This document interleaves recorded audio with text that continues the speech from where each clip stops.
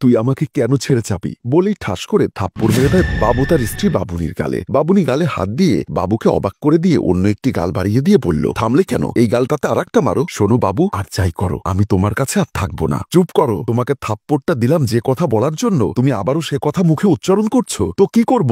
ভালোবাসবে বলে বাবু বাবুনিকে বুকে টেনে নেয়। ভালোবাসার বিয়ে দুজনের। ভালোবেসে একজন আর একজনকে বাবু আর বাবুনি বলে ডাকে। বাবু বলল, যাই হয়ে যাক বউ, আমাকে ছেড়ে যাওয়ার কথা বলো না প্লিজ। তোমাকে ছাড়া কিভাবে থাকবো আমি? তুমি কি মনে করেছো আমিও তোমাকে ছাড়া বাঁচতে পারবো? পারবো না থাকতে, মরে যাব। এখন চলো তোমাকে খাবার বেড়ে দেই বলে বাবুকে ডেকে নিয়ে যায়। ডাইনিং টেবিলে গিয়ে দেখে বাবুর মা আগে থেকেই সব রেডি করে টেবিলে সাজিয়ে রেখেছে। এমন সময় মা এসে বলল, কি চেয়ে দেখছিস বাবা? আর বৌমা হা করে তাকিয়ে না থেকে খেতে বসো। বাবুনি বসতে বসতে বলল, মা আপনাকে কতবার বলেছি রান্না না করতে, আমি থাকতে কেন আপনি কিচেনে যাবেন? হ্যাঁ মা, বাবুনি ঠিকই বলেছে। মা হেসে বলল, কেন তোরা কি মনে করিস আমি বৃদ্ধ হয়ে গেছি নাকি আমার রান্নায় মজা নেই সেজন্য বলছিস? বাবু হাত জোর করে বলল, প্লিজ মা এমন করে বলো না, আমি সবসময় তোমার হাতের রান্না মিস করি, তাই তুমি রান্না করলে আমি চুপ থাকি। কিন্তু বাবুনি কি সে কথা শুনতে চায়? আমি জানি বৌমা আমাকে অনেক বেশি ভালোবাসে, কিন্তু তোদেরকে নিয়ে আমার খুব ভয় হয়। তোরা দুজন একটু পরপর কিছু হলেই যেভাবে একজনের সাথে আরেকজন ঝগড়া করিস, তা কিন্তু কোনোদিনও সংসারে শান্তি বয়ে আনে না। দুজনই চুপ করে চেহারা নিচু করে থাকে।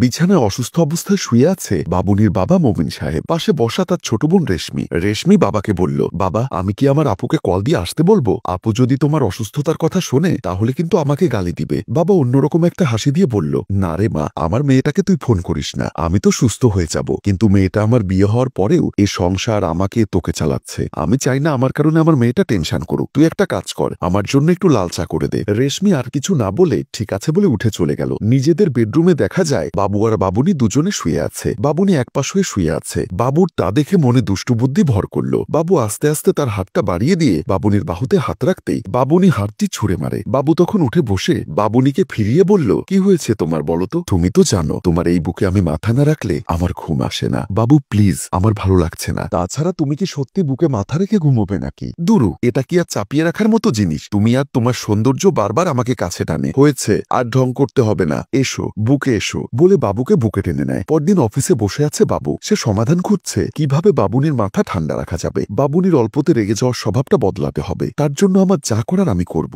এমন সময় প্রিয়া এসে বাবুর ভাবনা ভাঙায়। প্রিয়া বসতে বসতে বলল, কি রে এত মনমরা হয়ে কি ভাবছিস? কই কিছু না তো। কাজ কি শেষ হলো তোর? হ্যাঁ শেষ করেই তোকে দেখতে আসলাম। ভালো করেছিস, চল একটু বাইরে ঘুরতে যাই। হ্যাঁ চল। আর হ্যাঁ বাবু, আজ আমি ফুপির বাসায় যাব, তোর সাথে আমাকেও নিয়ে যাস, যেহেতু তুইও ফুপিদের এক বিল্ডিং এ থাকিস। আচ্ছা ওকে, তুই রেডি হয়ে নে বের হওয়ার জন্য, ঘুরে ফিরে দুজনে একসাথে যাব। ওকে বলে প্রিয়া বের হয়ে যায়। বাবু উঠে বের হয়ে যায়। বাবুনি কি যেন আনতে দোকানে গিয়ে ফিরে আসার সময় দেখে বাবু একটা মেয়ের সাথে হাসি খুশিতে আসছে। সে থমকে দাঁড়িয়ে যায়। তুমি কি সত্যি খুশি? হ্যাঁ, সবচেয়ে বড় কথা হচ্ছে বস যে আজকে বেতনের টাকাটা দিবে ভাবতেই পারিনি। আচ্ছা প্রিয়া, আমার কি মনে হয় জানিস? আমার মনে হয় বস তোকে মনে মনে ভালোবেসে ফেলেছে। আমি সবসময় দেখি বস তোকে অন্য সবার চাইতে বেশি প্রাধান্য দেয়। ধুর, কি যে বলিস, আমি সেসব এতটা দেখি না। হলেও হতে পারে। কি তাহলে লুকিয়ে লুকিয়ে এসব চলছে আর আমাকে অস্বীকার করছিস না? সমস্যা নেই, আমি কি এসব অন্য কাউকে বলবো নাকি? তুই তোর মতো চালিয়ে যা। তুইও কম কিসে, দেখতে শুনতে সুন্দরী, ভালো লেখাপড়া, ভালো পজিশন। ও বাবা, হয়েছে তো এবার, থাম তো, চল দেরি হয়ে যাবে। আচ্ছা চল, আমার বউটাও রেগে যাবে। তারপর দুজনে হাঁটতে থাকে।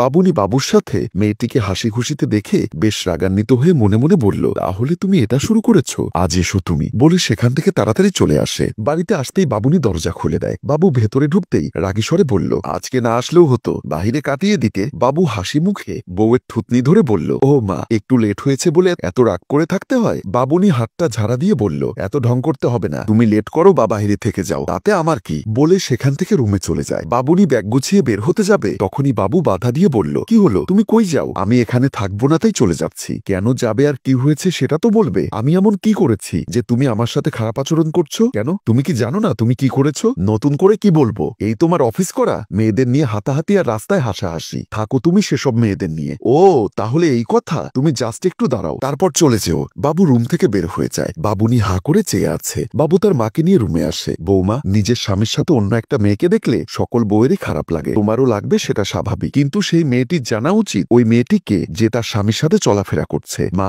আপনি কি বলছেন? আমি কিছুই বুঝতে পারছি না। তুমি বাবুর সাথে রাস্তায় যে মেয়েটিকে দেখেছো, সেই মেয়েটির নাম হচ্ছে প্রিয়া। সে ছোটবেলা থেকেই বাবুর সাথে লেখাপড়া করে একসাথে বড় হয়েছে। বলতে পারো তারা দুজন ভালো বন্ধু। পরিশেষে তারা এক কোম্পানিতে চাকরি করে। তাদের বন্ধুত্বের কথা অফিসে এবং বাড়িতে সবাই জানে। বাবু অফিস ছাড়া প্রিয়ার সাথে তেমন কথা বলে না, কারণ তোমার কানে যদি এসব কথা আসে শুধু তুমি কষ্ট পাবে বলে। তুমি শুধু শুধু আমার ছেলেটাকে ভুল বুঝে এমন করছো। তারপরেও যদি তুমি চলে যাও আমি বাধা দিব না। মা এসো। আমি চলে যাব মানে? আমি কোথাও যাচ্ছি না। আমি যে তোমাকে ছাড়া থাকতে পারবো না তা তুমি খুব ভালো করেই জানো। তার মানে তুমি যাবে না? মা আমি জানতাম বাবুনি আমাকে ছেড়ে যাবে না বলেই বাবুনিকে বুকে জড়িয়ে নেয়। মা তা দেখে গলায় খোকর দিয়ে বলল, আমি কিন্তু এখানে দাঁড়িয়ে আছি। তারা দুজন দুজনকে ছেড়ে লজ্জা পেয়ে হাসতে থাকে। আর সুন্দর মুহূর্ত দেখিয়ে আমাদের গল্প এখানেই শেষ হয়। সম্মানিত ভিউয়ার্স, স্বামী স্ত্রীর সম্পর্ক হতে হবে মোমবাতি ও সুতোর মতো। একজন জ্বললে আর একজন হজম করবে। সুখী হোক সকলের পরিবার, আনন্দ বয়ে যাক ঘরে ঘরে। গল্পটির ভাবনায় হাশেম রাজু, পরিচালনায় এইচ.এম. কানন ও চিত্রগ্রহণ মোস্তফা। গল্পটি ভালো লাগলে লাইক, কমেন্ট ও শেয়ার করে অন্যকে দেখার সুযোগ করে দিন। ধন্যবাদ।